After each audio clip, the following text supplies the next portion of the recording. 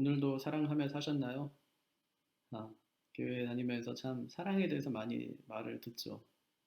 또 사랑에 대해 강조도 많이 하고요. 또 실제로 성경은 사랑에 관한 책이다. 그렇게 말들을 많이 합니다.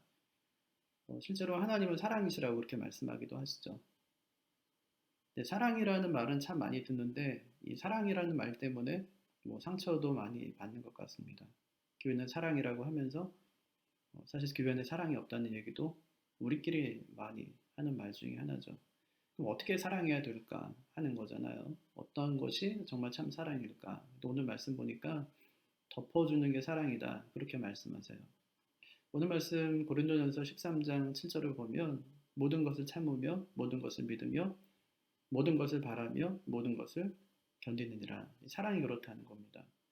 베드로전서 4장 7절을 보면 무엇보다 뜨겁게 서로 사랑할지니 사랑은 허다한 죄를 덮느니라. 덮는다는 말이잖아요. 그러니까 참는다, 믿는다, 바란다, 견딘다.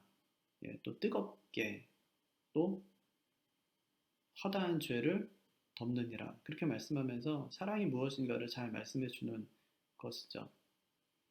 제가 한 15년 전에 이 총회교육원 다닐 때 중계역에서 전철을 타면 이 고속버스 터미널까지 약 40분 정도가 걸렸습니다. 그때가 책 읽기 가장 좋은 시간이었는데요. 얼마나 집중도 잘 되었는지 모릅니다. 갈 때 40분, 올 때 40분 정도면 일주일에 2권 내지 3권의 책을 읽었습니다. 근데 어느 날은 그냥 책만 붙들고 있지 한 장도 제대로 안 넘어가는 날이 있었습니다. 그게 남의 대화를 엿듣는 날이었었는데 듣고 싶어서 듣는 것이 아니고 그날따라 유독 들리는 대화가 있습니다. 이 하루는 제 앞에 할머니와 어린 손자가 앉아 있었습니다. 이 손자가 어디가 아픈가 봐요. 안색이 안 좋고 할머니 손에 약봉지가 들려 있었습니다. 이 할머니가 손자의 이마에 손을 얹으면 이렇게 말하는 거예요. 아유, 아직도 열이 나네. 얼른 집에 가서 약 먹자. 그랬더니 손자가 할머니에게 말합니다. 할머니는 내가 아픈 걸 어떻게 그렇게 잘 알아요? 근데 순간 그 질문 듣는데 여러 가지 생각이 났습니다. 뭐 할머니 다 알지. 너도 할머니처럼 나이 들어봐 다 알 거야. 그럴 줄 알았는데 할머니 그렇게 대답하지 않았습니다. 그게 말이지. 아픈 사람을 알아보는 건 더 아픈 사람이란다. 그 말 들은 지가 15년이 지났습니다. 그런데 그 말이 제 평생 마음에서 떠나지는 않습니다. 상처를 겪어본 사람은 알죠. 그 상처의 깊이와 넓이와 그 끔찍함을. 그래서 다른 사람의 몸과 마음에 이 자신이 겪은 것과 비슷한 상처가 보이면 그는 재빨리 상처를 알아냅니다. 실제로 제가 신학대학원 다닐 때 한 학생이 있었는데 그 학생이 굉장히 아팠어요. 그랬더니 어떤 한 학생이 오더니 빨리 병원 가보라고 내 동생도 그 병을 앓다가 일주일 만에 그냥 죽었다는 거야. 그러니까 그 증상하고 너무 비슷하니까 병원 한번 가보래요. 그리고 병원을 갔는데 정말 그 친구도 일주일 만에 죽었어요. 금방 알아차리는 거죠. 그래서 우리 아주 큰 충격을 받는 적이 있었는데 상처가 남긴 흉터를 알아보는 눈이 생긴다는 거야. 먼저 이제 그 상처를 겪어본 사람은요. 그리고 아파봤기 때문에 다른 사람을 아프지 않게 할 수 있다는 거죠. 그러니까 한번 크게 아파본 사람은 그 상처가 얼마나 크고 아픈지를 잘 알아요. 그러니까 항상 조심하게 되는 거죠. 제가 지난주에는 사랑은 무례하지 않습니다. 이제 그런 말씀을 전했는데 오늘날 교회에 사랑이 없는 것은 교회 안에 죄인은 없고 수많은 의인들만 가득하기 때문이다. 그렇게 말씀드렸어요. 그러면서 이제 저는 뭐 그런 교회가 너무 싫다, 무섭다, 뭐 만나기만 하면 다른 사람 판단하고 다른 사람의 행동에 대해 비난하고 뒤에 수근수근거리는 그런 교회 참 가기 싫은 교회다. 이런 이제 이야기들을 같이 나눴었는데 근데 그게 한국 교회만이 아니에요. 미국 교회에도 이런 일이 있나 봐요. 맥스 루케이도 목사님이 쓴 목사님 사는 게 힘들어요 라는 책을 보면 거기도 교회 안에서 서로 당짓고 경쟁하고 헐뜯는 일이 막 일어납니다. 약간 좀 제가 속으로 위로받았어요. 거기도 이제 별거 없구나 뭐 그러면서 제가 한 10년 전에 우리 교단에서 건강하기로 소문난 교회가 있는데 그 교회에서 주최하는 목회자 세미나에 참석한 적이 있습니다. 일주일간 성도 가정에 머물면서 그 교회 목회 시스템을 배우는 세미나였습니다. 뭐 하루 이틀 머물면서 제가 깨닫게 된 거는 여기도 사람 사는 데구나 하는 생각이었어요. 그 교회도 주방 실세 권사님들이 계셔서 두 패로 갈라져서 엄청나게 치열하게 싸우고 있더라고요. 그래서 여기도 뭐 별 수 없구나 하는 생각을 했었는데 2000년 전에 고린도 교회도 마찬가지였습니다. 그 교회도요 보니까 문제덩어리예요.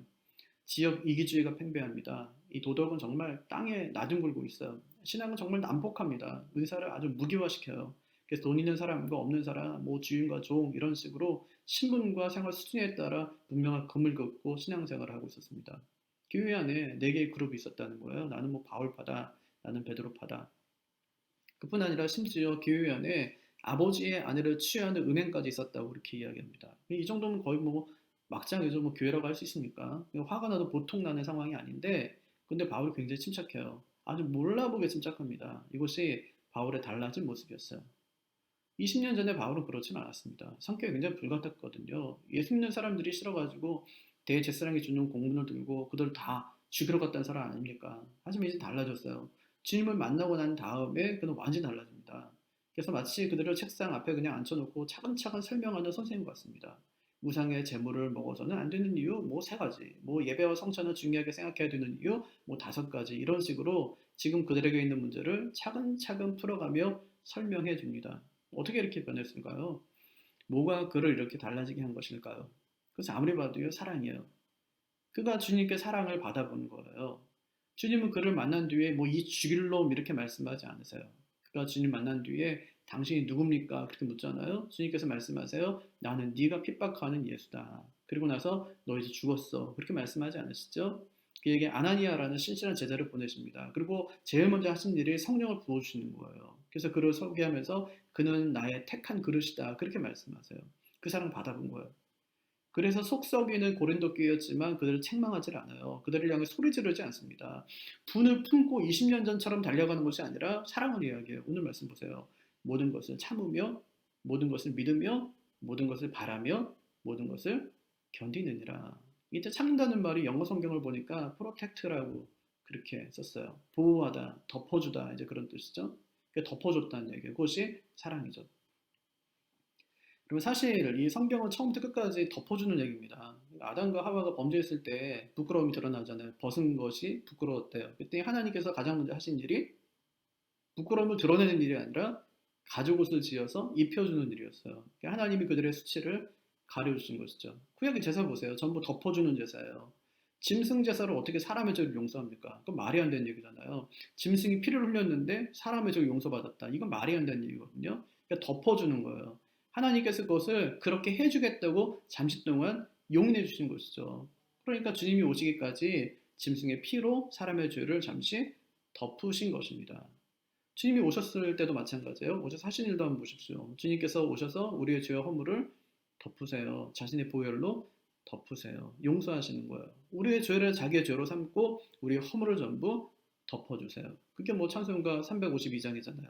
내 임금 예수 내 주여 내 허물은 덮으시고 주 십자가에 흘리신 그 피를 믿는 마음 보사. 뭘 보래요? 내 허물 말고 주님의 피를 믿는 마음을 보사. 어떻게 하래요? 내 중한 죄를 사하여 참 평안한 마음 주소서. 좀 이기적이죠, 그죠? 죄는 지가 짓고 용서는 주님이 하고 평안은 내가 누리고. 이것이 사랑이에요. 허물과 수치를 덮어주는 것이 그것이 사랑입니다. 그리고 교회만큼 사랑 많이 얘기하는 곳이 없다니까요. 하지만 사랑은 많이 얘기하지만 정작 사랑을 경험하지 못하는 곳이 또 교회이기도 해요. 사랑은커녕 그냥 서로의 허물을 들춰내느라 혈안이 되어 있지 않습니까? 누군가 조금만 잘못해 보세요. 그 잘못을 드러내기 정말 바쁘고 심지어 그것을 즐기기까지 하니까. 그럼 우리에게 하나님께서 말씀하시는 거예요. 내가 가죽옷을 지어 너희의 수치를 덮어주었다. 그렇게 말씀하세요. 마치 엄마가 유치원에 가는 아이에게 옷을 입혀주듯이 하나님께서 우리의 수치를 가려주셨다는 말입니다. 왜 그렇게 하실까요? 사랑하니까. 하나님이 우리를 사랑하시기 때문입니다. 뭐 어떤 사람이 나를 사랑하는지 사랑하지 않는지는 뭘 보면 알 수 있어요? 내 수치를 가려주는 사람은 사랑하는 사람이고 아무리 나를 위로하는 것 같고 위하는 것 같아도 내 수치를 드러내면 그 사람 나 사랑하는 사람 아닙니다. 다른 사람들은 모두 손가락질해도 나를 사랑하는 사람만큼은 나의 부끄러운 수치를 가려주는 거예요. 그것이 여러분 사랑이죠. 예전에 부른 찬양 중에 우리 때문에라는 찬양이 있어요. 그가 그의 생명을 버린 이유는 우리 때문이요. 그가 고통받고 죽임을 당한 이유는 우리 때문이에요. 사랑 때문에, 사랑 때문에. 그러니까 이 찬양 부를 때는 그냥 울면서 불러요. 왜 주님 사랑이 너무 크니까? 하지만 찬양이 끝나고 나면 우리 악한 본성이 다시 살아나는 거죠. 우리 때문에, 사랑 때문에 했다가 너 때문에, 미움 때문에라고 말하는 것입니다. 그럼 우리가 주님께로부터 이 덮어주는 사랑을 받았다면 우리도 남의 수치를 덮어줄 수 있어야 돼요. 가뜩이나 우리의 수치를 조금이라도 더 드러내려고 맹수처럼 달려드는 세상 속에 살다가 교회에 왔는데 교회에서 똑같이 우리의 수치를 드러내려고 한다면 그 속에서 우리가 무슨 사랑을 발견할 수 있겠습니까? 아마 모든 사람이 사랑받고 싶은 마음은 다 똑같을 겁니다. 전부 이해받기를 바라고 내 수치를 가려줬으면 하고 바랄 것입니다. 그렇다면 우리가 먼저 남을 이해하고 남의 수치를 가려주어야 합니다. 오늘 베드로가 그렇게 말하는 거예요. 사랑은 허다한 죄를 덮느니라. 잠언 10장 12절을 보면 사랑은 모든 허물을 가리느니라 그렇게 말씀하거든요. 그러니까 허물을 덮는다는 건 믿어준다는 뜻이에요. 이거는 믿을만 해서 믿어주는 것이 아니에요. 사랑해서 믿어주는 것이죠. 그 믿음 때문에 상처받고 실망할 수도 있어요. 하지만 계산하거나 예측하지 않고 내가 사랑하기 때문에 끝까지 믿어주는 것입니다. 나의 수치를 덮어주셨던 그 주님처럼 나도 그 사람의 죄를 또 그 사람의 허물을 덮어주는 것, 그것이 사랑이라는 말이에요. 좌우봉언이라는 말이 있어요. 좌우, 그러니까 주변에서 맞닥뜨리는 사물과 현상을 잘 헤아리면 근원과 만나게 된다는 뜻이에요. 그러니까 일상의 모든 것이 공부의 원천이 된다는 말인데 제가 하루는 전철 타고 시내 나가고 있었어요. 제 앞에 어느 노부부가 이제 앉아 계셨는데 백발이 성성한 할아버지가 휴대폰 소리 아주 크게 틀어놓고, 할아버지들을 보통 그러시잖아요. 뉴스를 막 보고 계신 거예요. 근데 뉴스 한 꼭지가 끝날 때마다 어허, 아이고, 이런 이제 추임새를 막 넣으시는 거예요. 그러니까 그 소리를 그 전철 한 칸에 있는 모든 사람이 다 들었어요. 그랬더니 옆에 있던 할머니가 할아버지 손등에 손을 얹고 그렇게 말하는 거예요. 여보, 사람 많으니까 이어폰 끼고 보세요. 그러자 할아버지가 역정내는 게 아니라 아, 맞다, 알았어요. 당신 말 들을게요. 라고 대답하셨습니다. 그리고 주머니에서 주섬주섬 이어폰을 찾으시더니 빙그레 웃으시며 귀에 꽂으셨습니다. 제가 그 모습을 보는 순간 네, 당신 말 들을게요. 라는 할아버지의 그 말씀이 네, 아직도 저는 당신을 사랑합니다. 하는 말씀을 드렸습니다. 여러분, 흔히들 사랑이란 상대가 원하는 걸 해주는 거라고 생각합니다. 하지만 그것은요, 작은 사랑이에요. 그보다 좀 더 큰 사랑은 상대가 싫어하는 걸 하지 않는 것입니다. 그리고 그보다 정말 조금 더 큰 사랑은 상대방의 허물이 무엇이든지 그 허물을 다 덮어주는 것입니다. 여러분, 사랑은요, 덮어주는 거예요. 허물도, 죄도, 상처도, 아픔도 다 덮어주는 것입니다. 주님이 우리를 덮어주셨고 또 덮어주신 겁니다. 여러분, 그럼 우리는 어떻게 해야 될까요? 우리도 주님처럼 보이는 허물마다 덮어주며 살아야 되지 않을까요? 자, 오늘 말씀 다시 한번 읽어볼게요. 고린도전서 13장 7절, 모든 것을 참으며 모든 것을 믿으며 모든 것을 바라며 모든 것을 견디느니라. 베드로전서 4장 7절, 무엇보다 뜨겁게 서로 사랑할지니 사랑은 허다한 죄를 덮느니라.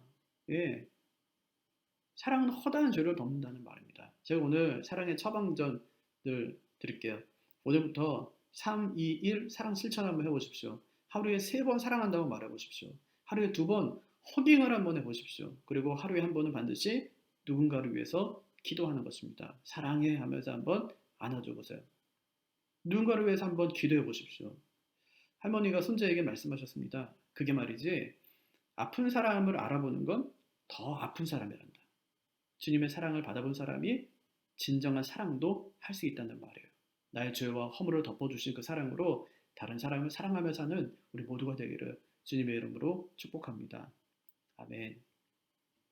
오늘 말씀 가지고 2가지 기도 제목 가지고 같이 기도하죠. 그리고 중보기도는 6가지로 좀 하도록 하겠습니다. 먼저 남편의 허물이 보이는 아내는 남편을 위해서도 기도하십시오. 아내의 허물이 보이는 남편은 아내를 위해서 기도하십시오. 우리의 남은 날 동안 허다한 허물을 덮고 또 덮이며 그렇게 사랑하는 그런 부부 될 수 있도록 기도하시기를 바랍니다. 미움은 다툼을 일으킨답니다. 모든 다툼의 원인이 미워하는 감정 때문이래요. 잠언 10장 12절은 미움은 다툼을 일으켜도 사랑은 모든 허물을 가리느니라 그렇게 말씀하세요. 여기서 허물이 이탈하여 반발하다 이런 뜻의 어근에서 파생된 말입니다. 일종의 범죄를 가리키는데요. 가리느니라는 말은 덮는다는 뜻이에요. 그러니까 사랑의 힘이 얼마나 큰지 알 수 있어요. 나한테 죄 지은 사람이에요. 그런데 사랑의 힘은 그것을 덮는다는 말이에요. 그것이 이제 예수님과 스데반의 기도에서 나타난 사랑이잖아요. 우리에게도 이와 같은 온전한 사랑이 회복되기를 기도하시기를 바랍니다. 그리고 중보기도 6가지입니다. 첫째는 9월 26일이래요. 예정일이 김진영 집사님의 건강한 출산을 위해서 기도해 주시기를 바랍니다. 또 집사님 외에 세 분이 더 하나님이 주신 선물을 잉태하고 있습니다. 그분들도 건강하게 출산할 수 있도록 기도해 주시기를 바랍니다. 두 번째는 우리 교회 어르신들을 위해서 기도해 주시기를 바랍니다. 영적으로, 육적으로, 정신적으로 건강하실 수 있도록 기도해 주시기 바랍니다. 세 번째는 코로나19 상황 속에서도 우리 성도들 믿음을 강하게 붙들어달라고 기도해 주시기를 바랍니다. 믿음 약해진 일 없도록 특별히 신앙이 연약한 성도들에게 더 큰 은혜를 부어달라고 기도해 주십시오. 넷째는 새로 사역하게 된 송승욱 전사님 가정을 위해서도 기도해 주시기를 바랍니다. 전도사님이 전하는 말씀과 삶과 인격을 통해서 우리 초등 2부 아이들이 예수님 닮은 아이들로 잘 자라가도록 기도해 주십시오.